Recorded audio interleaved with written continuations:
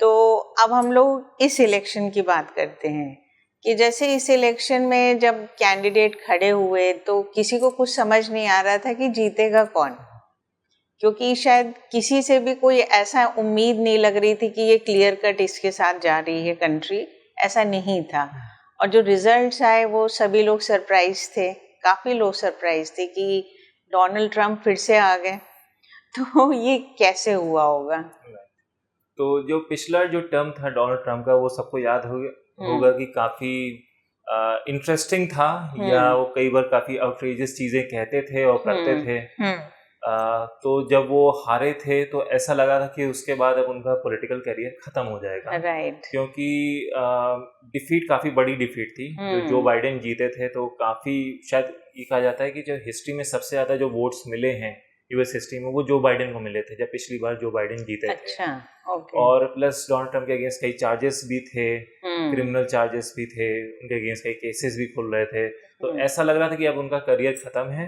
Not only that, अब उनके against कई इन्वेस्टिगेशंस चल रहे हैं, सो इट इज पॉसिबल कि वो प्रिजन भी जा सकते हैं। नॉट ओनली दैट, जो एक डेमोक्रेसी के कई सारे जो इंडिकेटर्स होते हैं कि एक हेल्दी डेमोक्रेसी है कि नहीं है, उसका एक इंडिकेटर होता है कि पीसफुल ट्रांसफर ऑफ पावर हो रही है कि नहीं हो रही है। जो हार रहा है वो जीतने वाले को पावर ट्रांसफर कर रहा है कि नहीं कर रहा है। तो सरप्राइजिंग था कि पहली बार यूएस में सॉर्ट ऑफ उसी दिन राइट्स हुए थे, और एलिगेशन लगता है कि डोनाल्ड ट्रंप ने इंसाइट कराए थे। अगर आपको याद हो, हम लोग जब यूएस गए थे तो वहाँ जो यूएस कैपिटल है, जो नहीं बड़ी सुंदर सी बिल्डिंग है, और हम लोग जो ले में समझता है कि वो व्हाइट हाउस है, एक्चुअली में है। तो यूएस कैपिटल में कांग्रेस बैठती है, उसी के पास ही सेनेट भी था, हम लोग ने देखा था। तो यूएस कैपिटल को जो लोग इकट्ठा हुए, जो प्रोटेस्ट करने आए थे, सॉर्ट ऑफ जो प्रोटेस्ट कर रहे थे कि उनके हिसाब से डोनाल्ड ट्रंप एक्चुअली में नहीं हारे हैं, और कुछ इलेक्शन में ऐसे शेनानिगन्स हुए हैं कि गलत तरीके से डेमोक्रेट्स आए हैं, वो इस चीज को प्रोटेस्ट कर रहे थे। बट वो प्रोटेस्ट पीसफुल प्रोटेस्ट से होते होते इतना हो गया कि लोग कैपिटल के अंदर तोड़ के घुस गए थे, और वहाँ के जो ऑफिशियल्स थे, जो कांग्रेस पर्सन थे, उनको भागना पड़ा था। शूटिंग हुई थी, पुलिस ने शूटिंग की थी उन प्रोटेस्टर्स के अगेंस्ट। तो एलिगेशंस ये लगे थे कि डोनाल्ड ट्रंप ने इंसरेक्शन किया है अपनी कंट्री के अगेंस्ट, तो वो ऑलमोस्ट ट्रीजनस चार्ज था। तो लग रहा था कि अब डोनाल्ड ट्रंप का करियर खत्म है, जो इस तरह की हरकत कर सकता है उसको तो कोई भी इलेक्ट नहीं करेगा। और काफी हद तक लग रहा था कि ऐसा ही होगा।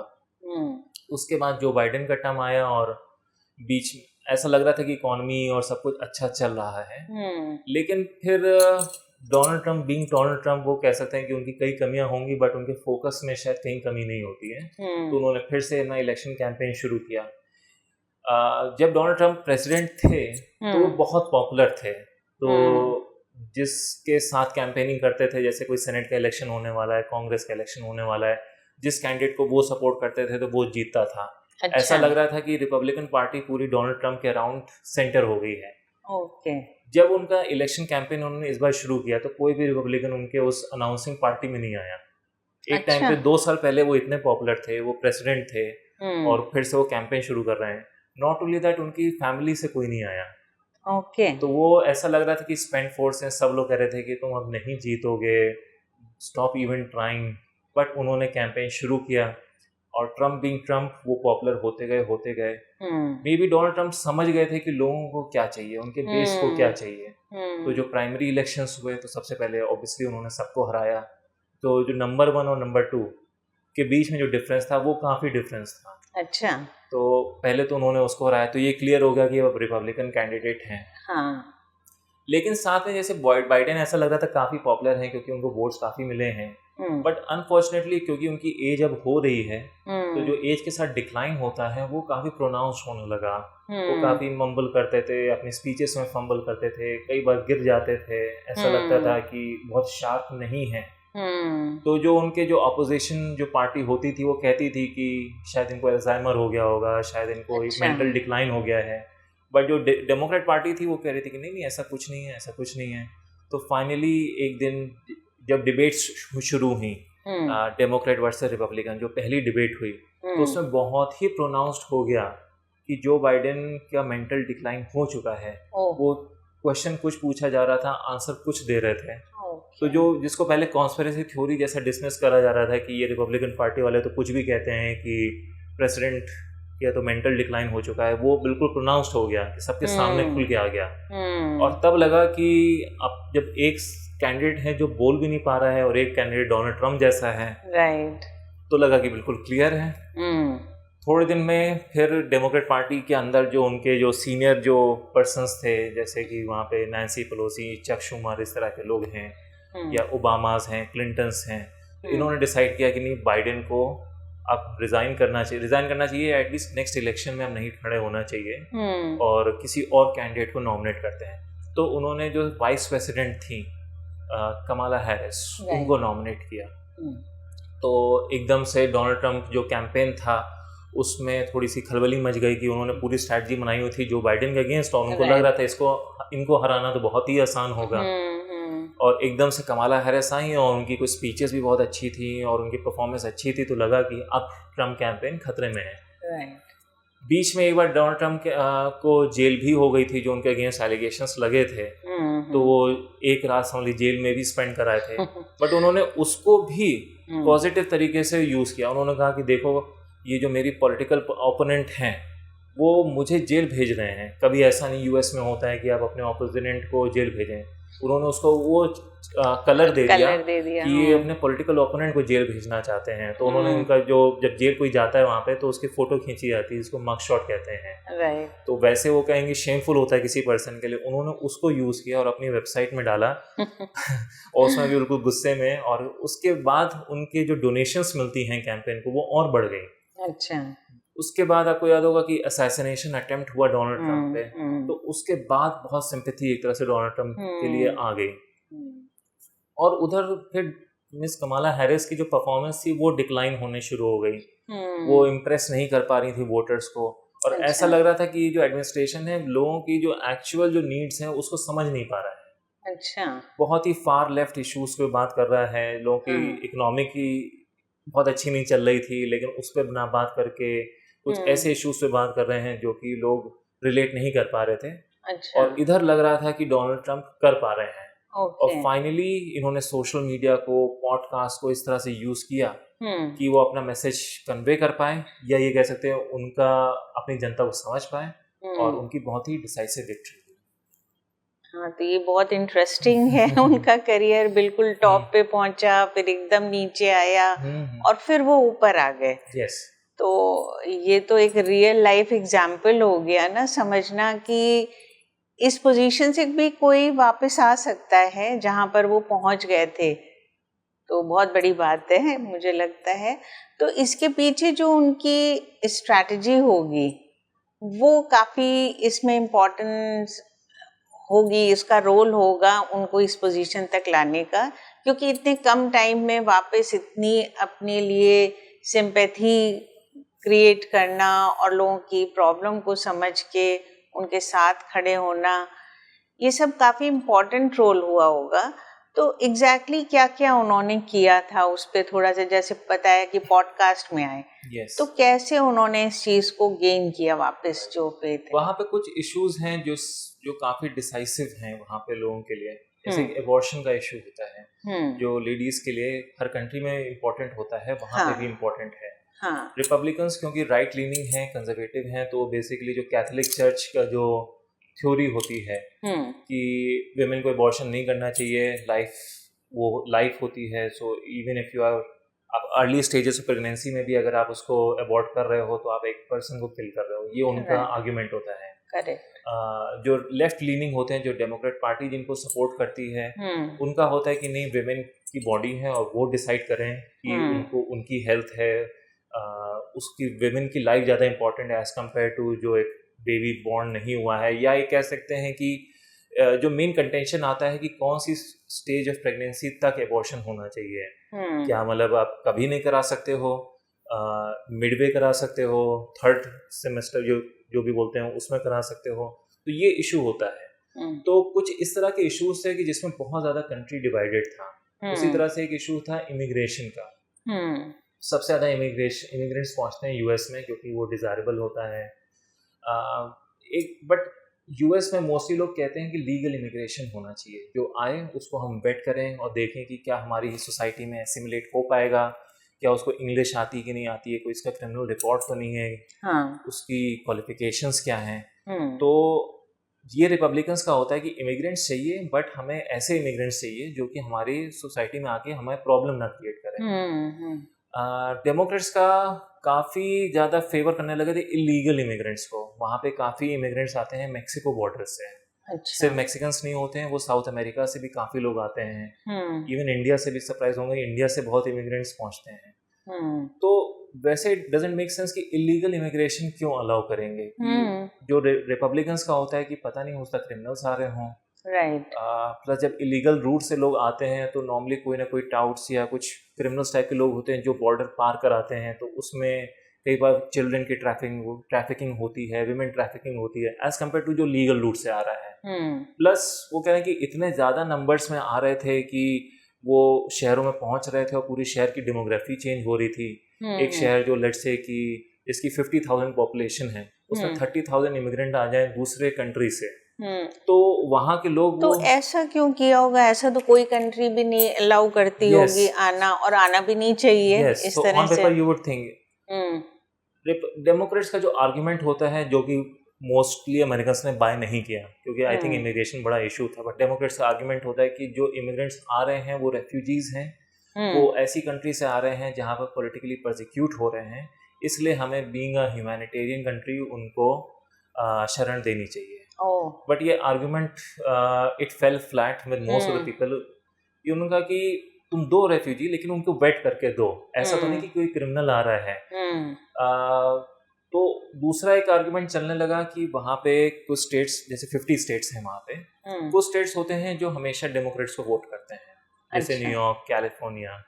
कुछ स्टेट्स होते हैं जो हमेशा रिपब्लिकन को वोट करते हैं, वो कभी मतलब डेमोक्रेट को वोट ही नहीं करते हैं। अच्छा। तो जब कैंपेनिंग लोग करते हैं तो इन स्टेट्स को लोग इग्नोर कर देते हैं। हाँ, नेचुरली जब उनके न्यूयॉर्क में ज्यादा टाइम लगाने की क्या जरूरत है डेमोक्रेट को या रिपब्लिकन को भी, जब मालूम ही है वो कैसे वोट करेगा। बट कुछ स्टेट्स होते हैं जो स्विंग करते रहते हैं, कभी रिपब्लिकन कभी डेमोक्रेट को। ओके। इनको स्विंग स्टेट्स बोलते हैं या बैटल ग्राउंड स्टेट्स बोलते हैं। तो आर्गुमेंट चलने लगा कि जो डेमोक्रेट एडमिनिस्ट्रेशन जो चल रहा है वो काफ़ी नंबर्स में इलीगल इमिग्रेंट्स को इन स्टेट्स में ले जाने लगा है और वहाँ सेटल कराने लगा है। अच्छा। क्योंकि अगर वो उनको वहाँ पे सेटल कर देगा और फिर लेट से किसी दिन उन्होंने उनको सिटीजनशिप दे दी, तो वो हमेशा के लिए लॉयल हो जाएंगे डेमोक्रेट्स के लिए। और जो स्विंग स्टेट्स में भी हैं उसमें बहुत डिफरेंस, जो विनर और लूजर में बहुत नंबर का डिफरेंस नहीं होता है। लेट्स से 20,000 वोट्स का डिफरेंस, 30,000 वोट्स का डिफरेंस एक कॉन्स्टिट्यूएंसी में होगा। अगर आप उतने ही लोगों को ले आए और उनको आपने सिटीजनशिप दे दी और वो आपके लिए लॉयल हैं, तो हमेशा के लिए वो जो स्विंग स्टेट्स जो है होते हैं 8-10 स्विंग स्टेट्स हैं, वो हमेशा से फिर डेमोक्रेट्स के साइड चले जाएंगे। तो लोगों को ये डर लगने लगा कि कहीं ये तो नहीं इनका रीजन है इतने नंबर्स में इलीगल और पॉलिटिक्स में कुछ भी हो सकता है। अब एक्चुअली में है या नहीं है वो तो कोई और जो बेटर पॉलिटिकल कमेंटेटर होगा वो उस पर कमेंट करेगा, बट ये आर्ग्यूमेंट चलने लगा कि शायद ये डेमोक्रेट्स ऐसा कर रहे हैं। दूसरा होता है कि जो इलीगल इमिग्रेंट होते हैं उनको कोई ना कोई भी जो वहाँ के लॉ जो सेफ गार्ड्स देते हैं एज ए वर्कर्स को, कि इसको इंश्योरेंस मिलना चाहिए, इसको हेल्थ केयर मिलनी चाहिए, क्योंकि वो इलीगल इमिग्रेंट है, वो किसी भी अथॉरिटी के पास नहीं जा सकता है। क्योंकि जैसी कि अगर वो किसी कंस्ट्रक्शन साइट में काम कर रहा है और वो इंजर हो गया तो उसके पास इंश्योरेंस भी नहीं है, उसको जो बॉस है उसको एक्सप्लॉइट भी कर सकता है। तो एक नॉर्मल सिटीजन को जितनी उसको सैलरी देनी पड़ेगी उससे कम में देगा, प्लस उसको कोई बेनिफिट्स नहीं देने इंश्योरेंस जैसे। तो लोगों का आर्गुमेंट चलने लगा कि शायद इनके ऐसे बिजनेस फ्रेंड्स हैं जिनको illegal immigrants as a worker चाहिए, तो उनको फेवर कर रहे हैं। तो पॉइंट है कि इमिग्रेशन बहुत बड़ा इशू हो गया था। लोग कह रहे थे कि इतना इलीगल इमिग्रेंट्स क्यों आ रहे हैं और ये बढ़ते ही चले जा रहे हैं। रिपब्लिकन और डोनाल्ड ट्रम्प ने कहा कि नॉट ओनली मैं इसको बिल्कुल रोक दूंगा, जितने इलीगल इमिग्रेंट्स हैं मैं उनको कंट्री से निकाल दूंगा। अच्छा। ये मैसेज बहुत ज़्यादा रेजोनेट किया वहाँ के जो इनके वोटर बेस है। यहाँ तक कि जो सिटीजन्स हैं, बट वो जो जिनको कह सकते हैं मैक्सिकन अमेरिकन, लैटिनोस कह सकते हैं, जो मैक्सिको से आए थे एक टाइम पे और अब सिटीजन हो गए हैं, यू वुड थिंक कि वो इमिग्रेंट्स को सपोर्ट करेंगे या उस पार्टी को सपोर्ट करेंगे जो इमिग्रेंट्स को ला रही है। नहीं, उन्होंने भी डोनाल्ड ट्रम्प को वोट दिया। अरब अमेरिकन्स जो आप कहेंगे कि डोनाल्ड ट्रंप को नहीं लाइक करेंगे क्योंकि उन्होंने एक टाइम में मुस्लिम मैन लगाया था, उन्होंने डोनाल्ड ट्रंप को वोट दिया। जितने ऑलमोस्ट की डेमोग्राफिक्स हो सकते हैं, यंग वोटर्स 18 to 29, उन्होंने डोनाल्ड ट्रंप को वोट दिया है। वरना आपको कहा जाएगा जो यंग होता है वो ज्यादा लिबरल होता है, प्रोग्रेसिव होता है, उन्होंने तक ने डोनाल्ड ट्रंप को वोट दिया क्योंकि उसका डायरेक्ट फायदा उनको खुद को मिल रहा था। यस, क्योंकि कहीं ना कहीं उनका राइट किसी और को दिया जा रहा है या शेयरिंग हो रही है। यस, तो उनका था कि हम लाएंगे इमिग्रेंट्स को, डोनाल्ड ट्रंप ये नहीं कहते हम इमिग्रेंट्स को नहीं लाएंगे, बट हम लीगल रूट से लाएंगे। राइट। और वो इतने ज्यादा, ये कह सकते हैं कि डेमोक्रेट पार्टी इतनी ज्यादा फार लेफ्ट होती चली जा रही थी, ऐसे इश्यूज को सपोर्ट कर रही थी जो मे बी बुक में आपको थ्योरेटिकली इट मेक सेंस कि हाँ हमें सबको रेफ्यूजी, सबको असाइलम देना चाहिए, बट प्रैक्टिकली जो आप लोगों से पूछोगे तो आपकी जनता है उसको इतना नहीं सपोर्ट करती नहीं। और इसी तरह के कुछ और इश्यूज थे, जैसे जो वॉर चल रही है, हम लोग को मालूम है रशिया यूक्रेन वॉर चल रही है और इजराइल की वॉर चल रही है। तो यूएस के लोग परेशान हो गए हैं कि कह रहे हैं कि हम क्यों हर जगह पहुंच जाते हैं इंटरफियर करने के लिए। रशिया को यूक्रेन से लड़ना है, यूक्रेन को रशिया से लड़ना है, तो उनको लड़ने दो, तुम क्यों उनको वेपन सप्लाई कर रहे हो, billions of dollar weapon supply कर रहे हो, और हमारे स्कूल्स को फिक्स करने के लिए, हमारे इंफ्रास्ट्रक्चर को फिक्स करने के लिए जब रुपए मांगते हैं तो कहते हैं रुपए नहीं है। जब उनके लिए रुपए हैं, हमारे लिए रुपए नहीं है, तो stop being the world police. तो डोनाल्ड ट्रंप ने कहा कि मैं सारी वॉर्स, मतलब वो तो अपने सेंस में बोलते हैं मैं तो रुकवा दूंगा, बट उनका था कि मैं इंटरफेयर नहीं करूंगा। अगेन ये चीज रेजोनेट की वहां के लोगों के साथ। प्लस वहां की इकोनॉमी भी ऑन पेपर अच्छी चल रही है, पर लोगों को जो कॉस्ट ऑफ लिविंग है बहुत ज्यादा बढ़ गई है, इन्फ्लेशन बहुत ज्यादा हो गया है। और जब भी नॉर्मली जब पावर जाती है किसी पार्टी की, तो इकोनॉमी एक बहुत बड़ा रीजन होती है। अगर आपके घर में आपकी जॉब सेफ नहीं है, आपके खर्चे बढ़े जा रहे हैं, आपको लोन देना है, बच्चों के स्कूल की फीस ज्यादा है, तो आप हर समय टेंशन में जी रहे हो। तो इकोनॉमी भी अच्छी नहीं चल रही थी। तो ये कई सारे क्यूमुलेटिव इश्यूज थे जो डोनाल्ड ट्रंप ने समझे, जो उन्होंने कहा कि मैं इसका सोल्यूशन दूंगा, और डेमोक्रेट्स नहीं समझ पाए। उन्होंने कहा नहीं सब अच्छा चल रहा है और ऐसे ही चलता रहेगा। तो लोगों ने कहा कि ठीक है, अब हम डोनाल्ड ट्रंप को ट्राई करते हैं। तो इसका मतलब डेमोक्रेट्स ने भी इतना सोचा नहीं था कि ट्रम्प की पावर इतनी ज़्यादा होती चली जा रही है, क्योंकि वो उन इश्यूज की तरफ उतना ध्यान नहीं दे रहे थे और ये उसी को ध्यान दे रहे थे। तो एक तरह से उनसे भी, डेमोक्रेट से भी एक तरह से चूक हुई समझने में अपने लोगों को। वही हुआ कि एक तरह से अपने, पहले कहा जाता था Republican party country club party है और डेमोक्रेट्स मासेस के लिए काम करते हैं। ये इस बार उल्टा हो गया। इस बार वो नहीं गए, वो लोगों से नहीं मिले, रियल इश्यूज नहीं समझे। जो फ्रिंज होता है हर जगह, जैसे यहाँ भी बात करें राइट विंग है, लेफ्ट विंग है, कुछ राइट विंग के इश्यूज होते हैं जो बहुत ज्यादा हम लोग कहते हैं कि नहीं कुछ लोग बोल रहे हैं इस तरह की बहुत ही राइट विंग बातें कर रहे हैं, बट मोस्टली लोग ऐसा नहीं चाहते हैं। तो वहां भी हर जगह ये होता है। लेफ्ट विंग में कुछ लोग को एक्चुअली में इलीगल इमिग्रेंट के प्रो थे और इस तरह के इश्यूज थे, तो उसमें कह रहा था कि नहीं, बट मोस्टली लोग ये नहीं चाहते हैं, और शायद वो उन लोग से नहीं मिल पाए। उनको लगा कि नहीं, जो फ्रिंज इश्यूज हैं वही सबके लिए इम्पोर्टेंट हैं। फ्रिंज इश्यूज जैसे एक तो ये इलीगल इमिग्रेंट वाला हो गया, दूसरा वहाँ पे जो इंडिया में अभी लोगों को नहीं मालूम है, वहाँ पे ट्रांस इशू काफी चल रहा है, ट्रांसजेंडर्ड वाला जो होता है। एक तरफ तक प्रोग्रेस बहुत अच्छी है, इम्पोर्टेंट है कि उनको आप नॉर्मल तरीके से ट्रीट करो, बट वहाँ पे इतना ज़्यादा हो गया है। अगेन ये, क्योंकि मैं तो यूएस में रहता नहीं, हम लोग तो नहीं रहते हैं, जो मीडिया के थ्रू सुनते हैं कि वहाँ पे काफ़ी लोग as a trans person identify करने लगे हैं, स्पेशली यंगर जनरेशन, जिसको कह सकते हैं कि एक बॉय होगा उसको लगेगा कि मैं गर्ल हूँ, जो गर्ल होगी उसको लगेगा मैं बॉय हूँ। अच्छा। तो एक तो हुआ कि तुम आइडेंटिफाई कर रहे हो, फिर वहाँ पे कुछ मेडिसिन होती हैं जिससे कि आप अपने जेंडर चेंज कर सकते हो। तो जो क्रिटिक्स होते थे कहते थे कि तुम 10-12 साल के बच्चा, मान लो लड़का है, वो कह रहा है कि मैं एज अ वुमेन आइडेंटिफाई कर रहा हूँ, मे बी वो is just a face, may be is just misguided, may be is just depressed, may be 2 साल बाद कहे कि नहीं ये तो मैं गलत बोल रहा था। राइट।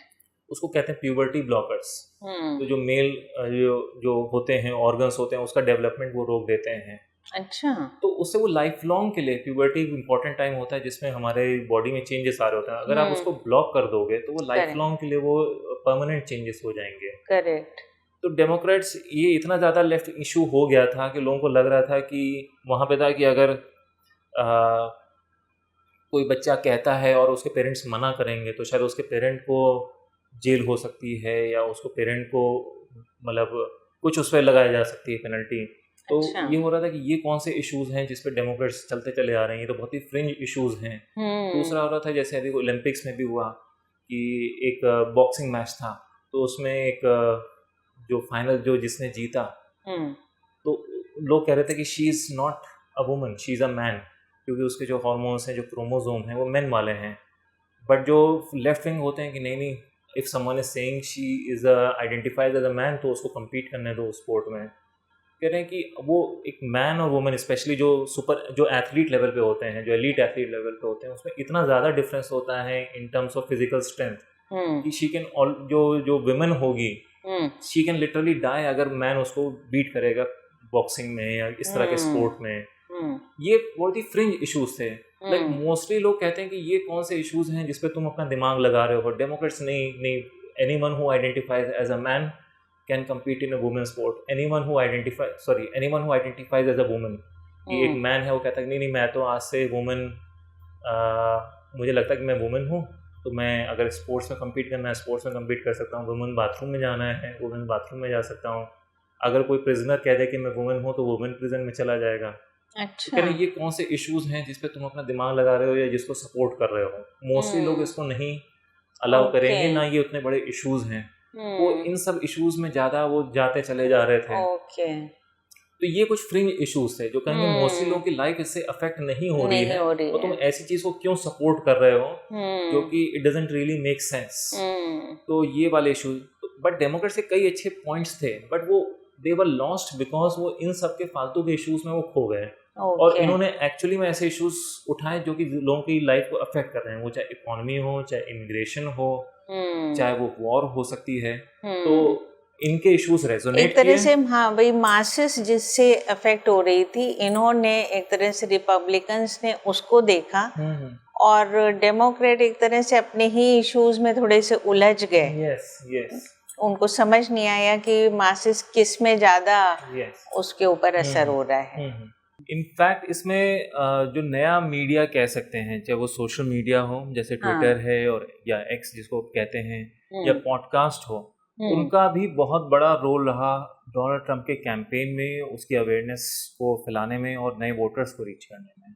ओके, तो सोशल मीडिया कैसे इसमें रोल रहा, मीन्स क्या किया होगा डोनाल्ड ट्रंप ने, और इसके बारे में हम लोग अच्छा है कि नेक्स्ट एपिसोड में बात करेंगे। सो इस एपिसोड में अभी इतना ही, नेक्स्ट में मिलते हैं कि सोशल मीडिया का क्या रोल रहा डोनाल्ड ट्रंप को जिताने में।